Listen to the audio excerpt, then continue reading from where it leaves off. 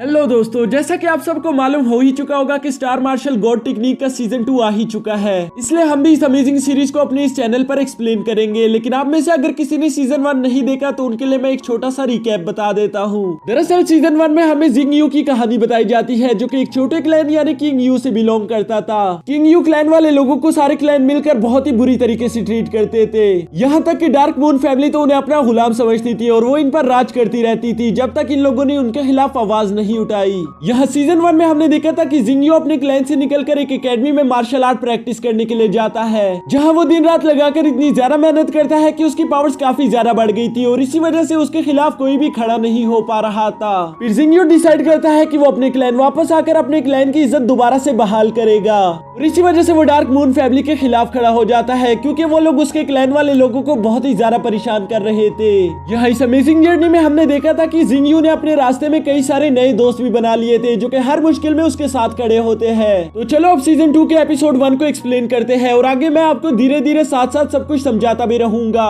यानी कि जैसे मैंने आप लोगों को मार्शल यूनिवर्स में कभी ये फील नहीं होने दिया कि आप लोगों ने सीजन 1 या सीजन 2 नहीं देखा, मैं इस सीरीज में भी आप लोगों को ये जरा सा भी फील नहीं होने दूंगा कि आप लोगों ने सीजन 1 नहीं देखा और इस वजह से आप लोगों ने कुछ मिस कर दिया है। अब चलो और बिना टाइम जाया किए आज की इस एक्सप्लेनेशन वीडियो को शुरू करते हैं।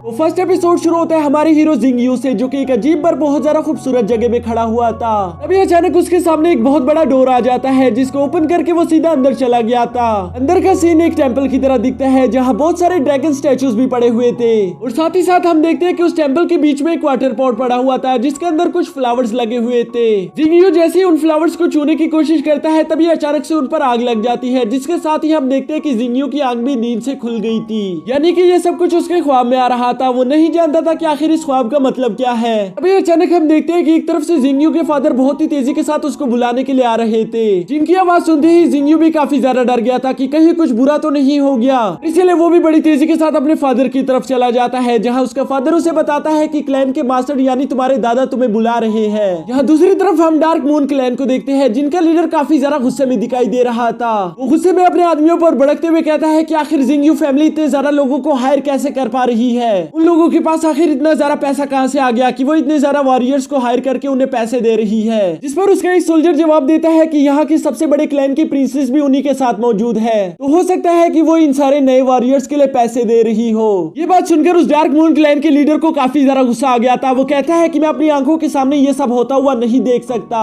मैं नहीं देख सकता कि एक कमजोर सा क्लैन हमसे भी ज्यादा पावरफुल बन जाए। जिस पर उनका सेनापति उनसे कहता है कि मास्टर आपको इसकी फिक्र करने की कोई जरूरत नहीं, क्योंकि मेरे पास एक अच्छा प्लान है। और ये कहते ही वो अपने क्लैन लीडर के कान में अपना प्लान बताना शुरू कर देता है, जो सुनते ही डार्क मून क्लैन के लीडर के चेहरे पर एक तरह से मुस्कुराहट आ गई थी। यानी कि उसको इसका प्लान काफी ज्यादा पसंद आ गया था, जिसके साथ ही दोबारा से सीन शिफ्ट होकर किंग यू क्लैन आ जाता है। हम यहाँ जिंग यू को देखते हैं, जो कि अपने दादा अबू के पास जा रहा था। यहाँ रास्ते में हम उन सारे नए वॉरियर्स को देखते हैं, जिन लोगों को इन लोगों ने कुछ वक्त पहले ही काम पर रखा था। वो सारे लोग मिलकर फाइट की प्रैक्टिस कर रहे थे, जिन्हें देखकर जिंग यू काफी ज्यादा खुश हो जाता है। कुछ देर बाद हम देखते हैं कि जिंग यू अपने दादा अबू के सामने खड़ा था, जहाँ उसके दादा अबू काफी ज्यादा फिक्रमंद होते हुए उसे बात बताने लगते हैं कि क्यों मैंने यहाँ तुम्हें इतनी जल्दी में बुलवाया। वो जिंग यू से कहते हैं कि जैसा तुम जानते हो कि डार्क मून क्लैन यहाँ का सबसे ज्यादा पावरफुल क्लैन है और इसीलिए उन लोगों ने सारे क्लैन्स की एक सभा बुलवाई है, जहाँ उन लोगों ने हमें भी इन्विटेशन भिजवाया है। मैं जानता हूँ कि वहाँ पर जाना बिल्कुल भी ठीक नहीं, क्योंकि अगर एक बार हम वहाँ चले गए तो हो सकता है कि ये उनकी कोई चाल हो। लेकिन दूसरी तरफ मुझे यही बात खाई जा रही है कि अगर हम ना गए तो इसका मतलब होगा कि बगावत, और वो लोग हमसे दोबारा से जंग शुरू कर देंगे। जिस पर जिंग यू और उसके फादर को भी कुछ समझ नहीं आ रहा था कि आखिर करे तो करे क्या।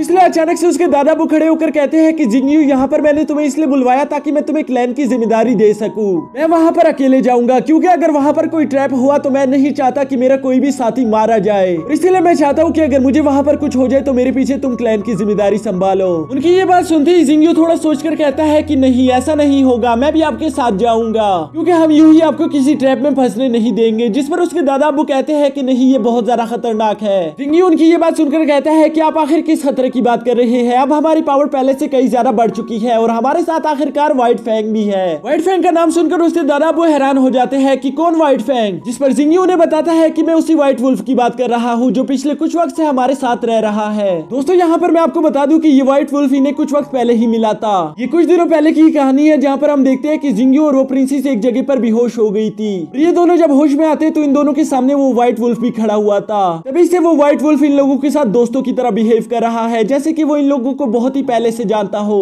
अब यहाँ जिंगयू अपने दादा अब्बू को बताता है कि आप लोगों को नहीं मालूम, लेकिन व्हाइट फैंग काफी ज्यादा ही पावरफुल है। तो सुनकर उसके दादा अब्बू कहते हैं कि हाँ, इसमें कोई शक नहीं, क्योंकि उसकी एनर्जी मुझे भी काफी ज्यादा महसूस हो रही है। यहाँ पर जिंगयू का फादर इन लोगों की ये सारी बातें सुनकर कहता है कि ठीक है, आप दोनों उस क्लैन की मीटिंग में चले जाना, तब तक मैं यहाँ की सारी जिम्मेदारी खुद संभाल लूंगा। जिस बात पर ये सारे लोग ही एग्री हो जाते हैं। अब नेक्स्ट सीन में हम देखते हैं कि जिंगयू अपने रूम में बैठकर कल्टीवेशन करते हुए अपने स्पिरिचुअल वर्ल्ड में पहुंच गया था, जहाँ उसको वही स्पिरिचुअल डोर दिखाई दे रहा होता है। और इसी के साथ साथ उसे अपने पास का एक विजन भी दिखाई देता है, जहाँ उसने एक गोल्डन फिश की मदद की थी। वो गोल्डन फिश दरअसल एक स्पिरिचुअल गर्ल होती है, जिसके बाद से जिंगयू को इतनी ज्यादा पावर्स मिल गई थी। और यही वो सीन था जिसके बाद से हम देखते हैं कि व्हाइट फैंग इन लोगों का पीछा कर रहा था। अब यहाँ कल्टीवेशन करते हुए अचानक से हम देखते हैं कि जिंगयू के पीछे अचानक से वही स्पिरिचुअल गर्ल आ गई थी, जो कि जिंगयू को देखकर कहती है कि तुमने एक बार मेरी जान बचाई थी और अब मेरा फर्ज बनता है कि मैं तुम्हारी जान बचाऊं। यानी कि वो यहाँ पर जिंगयू की कोई मदद करने के लिए आई थी, लेकिन इससे पहले कि वो उसे कुछ कह पाती तभी पीछे से प्रिंसेस यूनिंग आ जाती है, जो कि उस लड़की यानी मिस जुआन को वहाँ पर देखकर कहती है कि तुम कौन हो, और ये कहती ही वो उस पर अटैक करना शुरू कर देती है। मिस जुआन काफी ज्यादा पावरफुल थी, तो इसलिए प्रिंसेस यूनिंग के अटैक्स का उस पर कोई असर नहीं हो रहा था।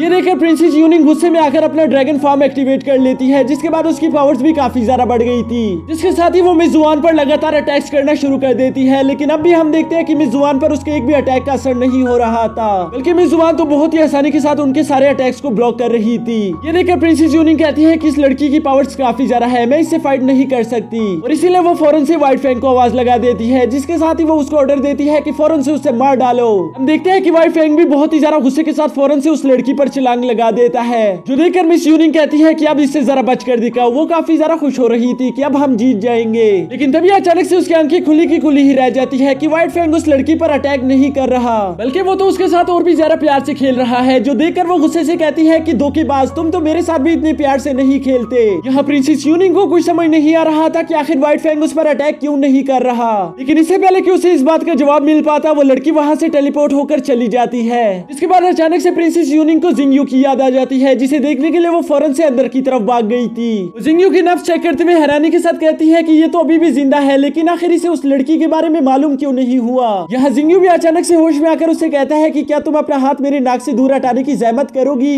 वो अभी प्रिंसेस यूनिंग से ये सब कह रहा था कि आखिर तुम मेरे रूम में क्या कर रही हो, कि तभी उसकी नजर अपने रूम पर पड़ जाती है, जिसकी बुरी हालत देखते ही उसकी आंखें फटी की फटी रह गई थी, और वो कहता है कि ये तुमने क्या कर दिया। प्रिंसेस यूनिंग कहती है कि तुम्हें तो मेरा शुक्रिया अदा करना चाहिए, क्योंकि जब तुम कल्टीवेशन कर रहे थे तो एक लड़की तुम्हें नुकसान पहुंचाने के लिए यहाँ पर आई हुई थी। वैसे मैं अभी तक नहीं जानती कि आखिर वो कोई इंसान थी या कोई भूत थी, लेकिन मैंने उसे यहाँ से डराकर भगा दिया। जिसके बाद ही वो फौरन से व्हाइट फैंग की शिकायत लगाते हुए कहती है कि वैसे ये एक धोखेबाज है, क्योंकि इसने उस लड़की के साथ फाइट के दौरान मेरी जरा से भी मदद नहीं की, बल्कि ये तो उल्टा उसके साथ खेल रहा था। प्रिंसेस यूनिंग की ये सारी बातें सुनकर जिंगयू जरा गहरी सोच में पड़ गया था, और वो सोचने की कोशिश करता है कि आखिर वो लड़की कौन होगी। इस पर उसे प्रिंसेस यूनिंग की भूत वाली बात से याद आता है कि ये जरूर मिस शेंग जुआन होगी। ये सुनकर प्रिंसेस यूनिंग उससे सवाल करती है कि क्या तुम उस लड़की के बारे में जानते हो, जिस पर जिंगयू जवाब देता है कि नहीं, मैं उस लड़की के बारे में ज्यादा कुछ नहीं जानता, बस मुझे सिर्फ उसका नाम ही मालूम है, और शायद मुझे लगता है कि व्हाइट फैंग की पहली मास्टर वही हुआ करती थी, जिसकी वजह से व्हाइट फैंग ने उस पर अटैक नहीं किया। इसके अलावा यहाँ सोचने पर जिंगयू को ये बात भी मालूम हो गई थी कि वो जरूर यहाँ पर मेरी मदद करने के लिए आई होगी,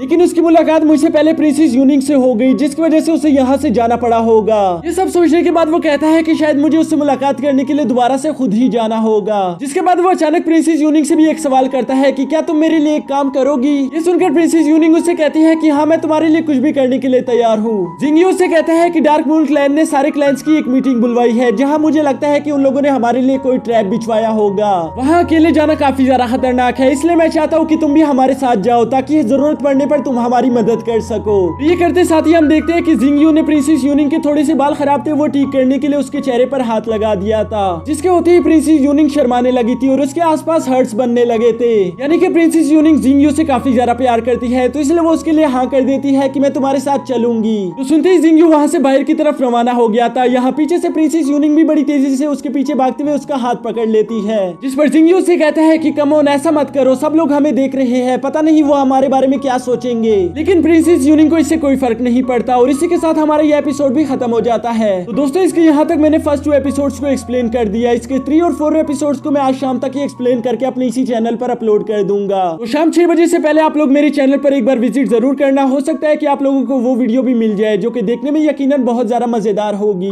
और इसके अलावा अगर आप लोगों को कोई बात समझ नहीं आई तो आप लोग मुझे डायरेक्ट इंस्टाग्राम पर मैसेज कर सकते हो, जहां मैं आपको इनके सारे सवालों के जवाब भी दे सकता हूँ। तो बस इसी के साथ हमारी ये वीडियो खत्म होती है। मिलते हैं हमारी नेक्स्ट वीडियो में, तब तक आप हमारे